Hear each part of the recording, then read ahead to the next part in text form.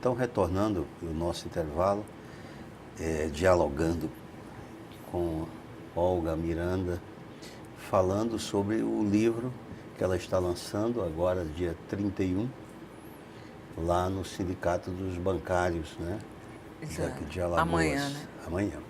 Então, você estava relatando sobre a presença da sua mãe, né? Nessa trajetória toda, né?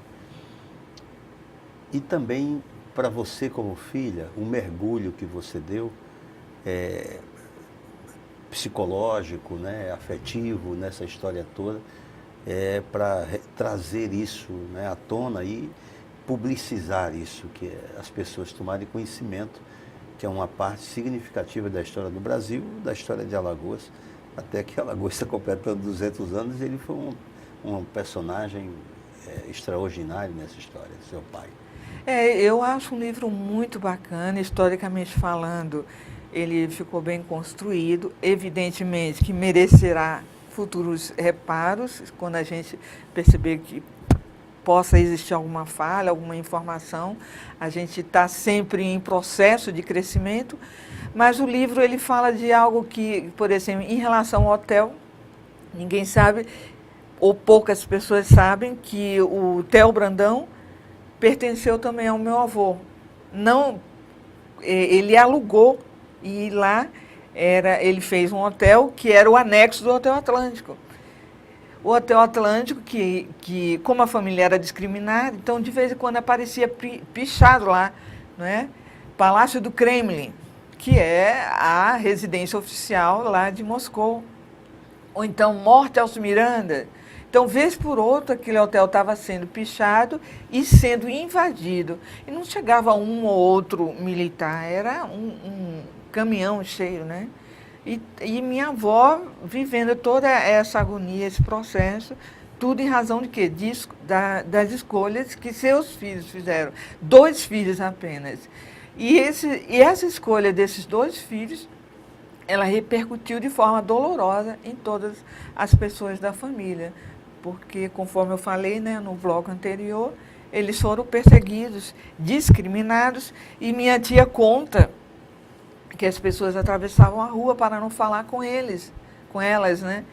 E eu, quando vim morar em Maceió, em 1975, experimentei esse processo também, foi bem interessante. Então, as pessoas olhavam assim, ó, filha do comunista, né? Tinha um senhor que era militar e ele dizia assim, eu tinha como escolha religiosa a doutrina dos espíritos, e ele dizia, você não é espírita, você é comunista. Ele fazia questão de todos os dias dizer isso, você é comunista, filha de comunista, comunista é.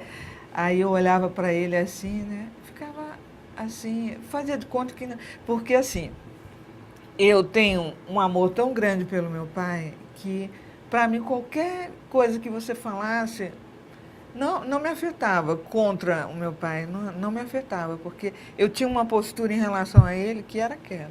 E se ele teve a coragem de doar a vida dele por um ideal, pelo que ele acreditava, porque eu ia me envergonhar disso?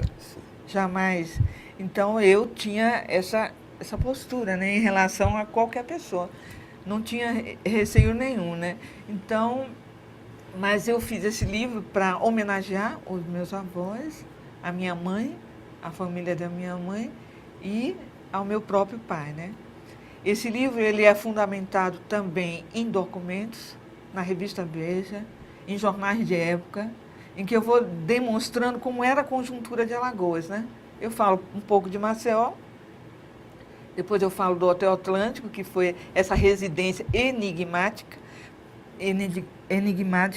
considerada né, esse palácio do Kremlin.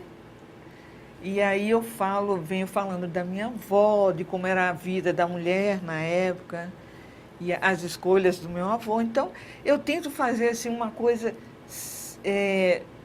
mais puxando para o real, tentando, diante dos depoimentos e dos documentos, fidelizar essas informações. É claro que nós nunca deixamos de colocar o nosso ponto de vista, o jeito como a gente enxerga a vida, enxerga as pessoas, enxerga as situações. É muito é improvável você conseguir ser imparcial totalmente, não tem como. Até por conta do amor que eu sinto pelo meu pai, né? Para mim, o meu pai continua vivo em espírito, no meu coração. Eu não encaro esse processo de separação como algo definitivo, e isso eu venho explicando no livro também, né? Esse viés que eu acredito, por isso que ele é muito interessante. Depois eu falo um pouquinho de cada um. Eu venho falando de Haroldo Miranda, que era radialista, que trabalhava em telenovela, meu amigo Haroldo. Trabalhou em TV, É. narrando jogo de futebol, Sim. fazendo propagandas, né? Inclusive, ele era tudo ali. Ele não tinha patrocinador, e uma vez ele arrumou um único patrocinador, que era dono de uma funerária. Aí ele disse, como é que eu vou fazer essa propaganda? Aí ele pensou, disse, aqui, quando vocês quiserem alguma coisa, estiverem precisando, fale com o Nestor para...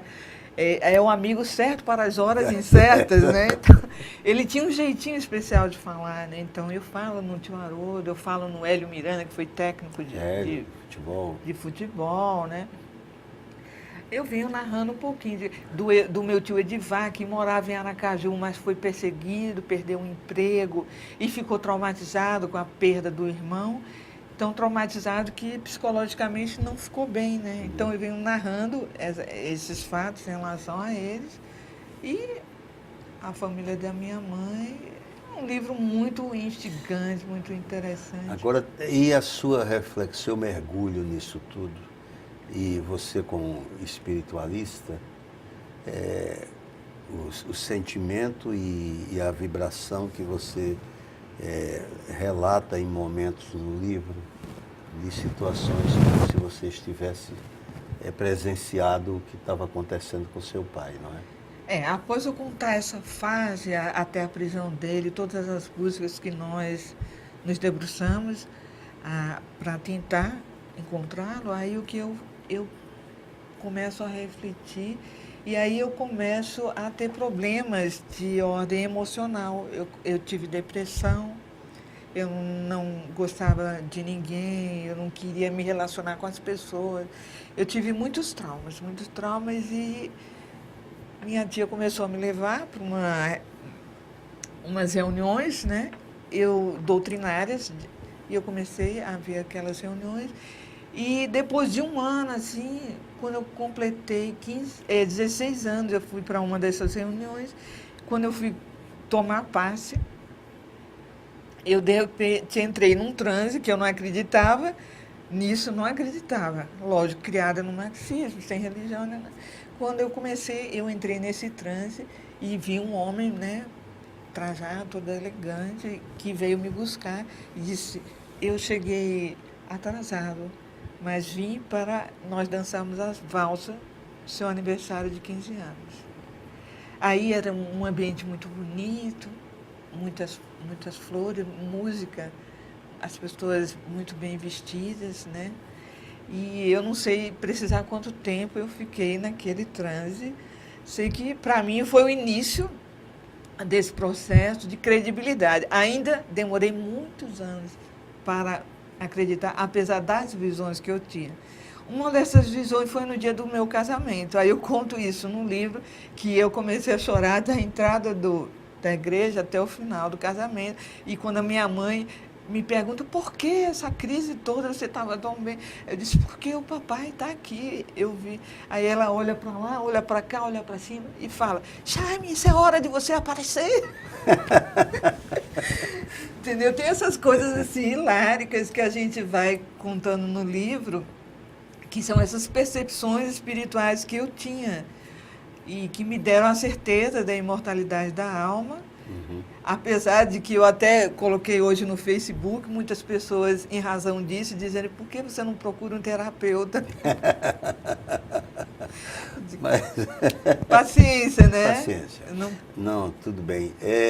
Agora, a visão que você teve, quer dizer, o seu pai ainda em vida, que você presenciou, o momento, a reflexão, ou seja, a visão que você teve no no momento que ele desapareceu e depois não viu mais? Qual A foi? primeira visão que eu tive foi quando ele estava olhando pela janela do meu quarto para a rua. Nós morávamos no Catumbi, no Rio de Janeiro. Uhum. E aí eu tive um sonho, um pesadelo de guerra, onde as pessoas estavam em batalha e um campo cheio de sangue, muitos soldados mortos, né? Mas tinha um soldado que estava vivo. E aí, quando eu percebi, esse soldado era o meu pai. E vinha em direção ao meu pai aquelas pessoas que com o propósito de matá-lo. Uhum. Eu sabia. E aí eu acordei muito assustada e falei para ele esse sonho. Ele ficou muito nervoso, mas aí eu disse, não saia amanhã de casa, porque se o senhor sair, o senhor não volta mais. Aí ele disse, isso é um absurdo, isso não existe, é crendice, quem é que está botando essas coisas na sua cabeça? Não era minha mãe nem falava em religião. Uhum. Eu tinha essas visões. Então, depois disso, ele saiu e não voltou mais. No dia seguinte, ele saiu, foi no dia 4, ele saiu e não voltou mais. Aí eu estava dançando carnaval, varrendo a casa, mamãe não tinha auxiliar, quem fazia o serviço era eu e ela. E quando eu estava fazendo isso, eu comecei a ouvir ele gritando, né? Ele gritava, eu quero água, eu tô morrendo, né? Aí eu disse, eu estou ficando louca, não quero ouvir isso. Aí eu aumentei o som, comecei só a varrer a casa. Só que daqui a pouco, junto com a audição, veio a visão. Eu comecei a ver e a ouvir, né? Então, eu fiquei extremamente perturbada, né? E eu contei para minha mãe, eu comecei a gritar, né? Para minha mãe dizendo o que estava acontecendo. E eu não sabia que meu pai poderia ser preso, o que ele fazia, não sabia nada disso. Né? Uhum. Aí eu vinha narrando num livro essa experiência. E depois disso passou, né? Eu só vim reencontrá-lo novamente em espírito, nesse dia que eu tomei esse passe, no dia do meu aniversário de 16 anos, que eu não queria ir para essa reunião. Eu não queria ir. Porque eu disse, era meu aniversário, tia. Você não vai me liberar nem no meu aniversário? Minha tia dizia, quem mandou o seu aniversário cair na segunda-feira? Você vai para a reunião. Mas, Olga, o nosso programa hoje deveria ter muito mais tempo, porque a história que você está contando é uma história tão cheia de verdade, tão cheia de coisas que as pessoas, que os telespectadores devem ter conhecimento por obrigação, porque é a história do Brasil e a história de Alagoas, com seus percalços que Alagoas tem e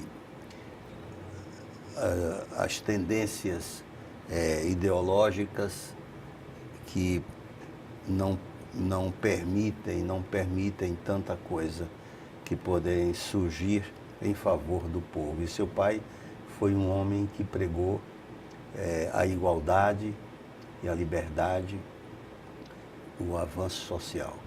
Aqui tem o livro, o convite do livro que você está lançando, né? E amanhã, dia 31, no Sindicato dos Bancários. Aqui você colocou, para a gente encerrar o programa, um trecho da música do Chico Buarque de Holanda, que diz, ó pedaço de mim, ó metade amputada de mim, leva o que é de seu, que a saudade é o revés do parto, a saudade é arrumar um quarto do filho que já morreu. Então, até o nosso próximo encontro.